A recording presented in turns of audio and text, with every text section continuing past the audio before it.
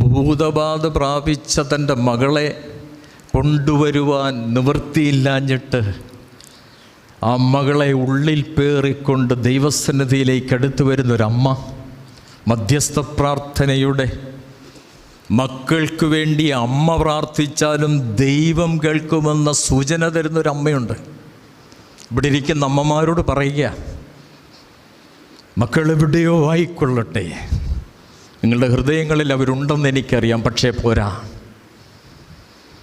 അവരുടെ ഹൃദയങ്ങളിൽ നിന്ന് ദൈവസന്നിധിയിലേക്ക് മക്കളെ ഉയർത്തണം. അവർക്ക് വേണ്ടി മുട്ടിപ്പായി പ്രാർത്ഥിച്ചുകൊണ്ടേയിരിക്കണം, പ്രാർത്ഥിച്ചുകൊണ്ടേയിരിക്കണം. തലമുറ വല്ലാതെ മാറിപ്പോയി.